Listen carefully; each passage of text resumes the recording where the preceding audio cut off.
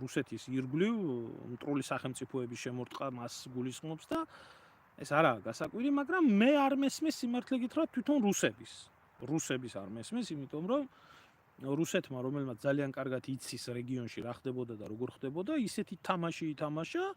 რომ მათ ხელისუფლებებთან კი არ მოახდინეს დაპირისპირება, მათი მოქმედებები და მათი ქმედებები ეს იყო პირდაპირ ქართველი ერის წინააღმდეგ მიმართული პოლიტიკა, რომელმაც ძალიან ბევრ ქართველში ჩამოაყალიბა ანტირუსული განწყობა, მე არ ვამბობ ეს რუსოფობიული დაავადებული ხალხი რო არიან, მე ვიცი ძალიან ბევრი ქართველი, რომელიც ღიად ამბობს, რომ მე არც არ მინდა დასავლეთი, მაგრამ რუსეთის გაგონებაც არ მინდა. და ეს უზარმაზარი ტკივილი ქართველი ერის გულში, რომელიც ჩადო რუსეთმა და რომელიც გააჩნია ქართველს და გააჩნია სამართლიანად, იმის გამო რომ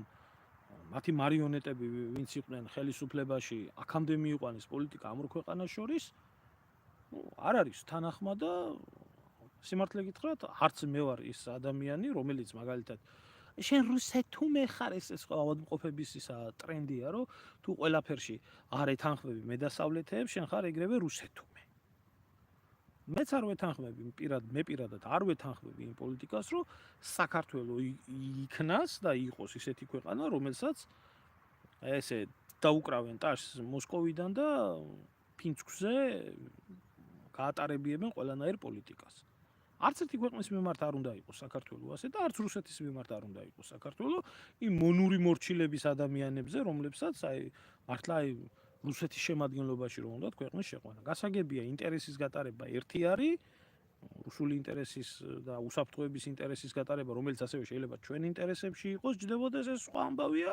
მაგრამ ის რომ საქართველო იყოს მონური მორჩილებით, როგორც არის ევროპის მიმართ, ისე იყოს მონური მორჩილებით რუსეთის მიმართ, მე პირადად ამის წინააღმდეგი ვარ და ეხლა მიუხედავად ყველაფრისა, რომ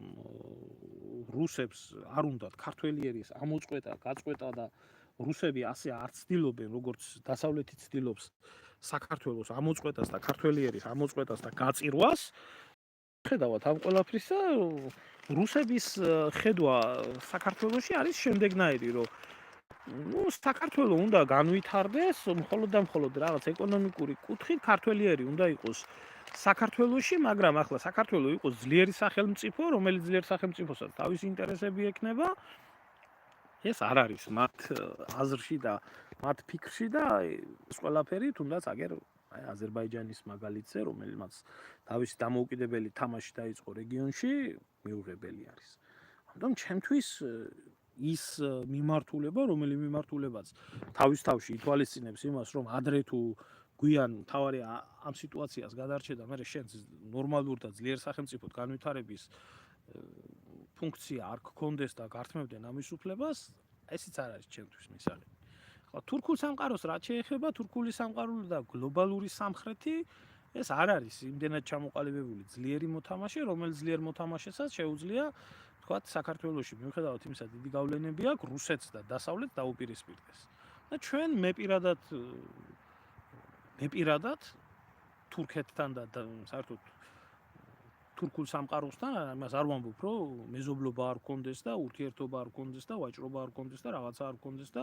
მისვლა-მოსვლა არ გქონდეს, მაგრამ ინტეგრაცია ამ სამყაროსთვის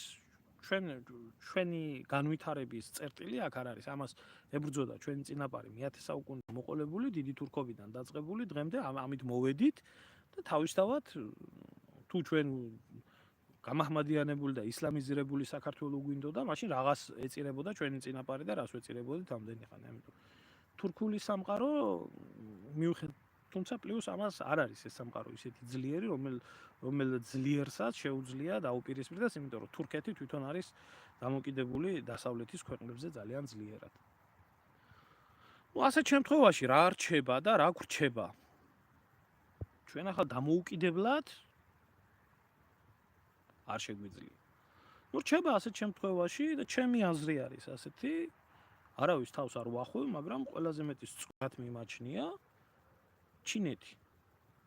ჩინური ფაქტორი, რომელი ფაქტორიც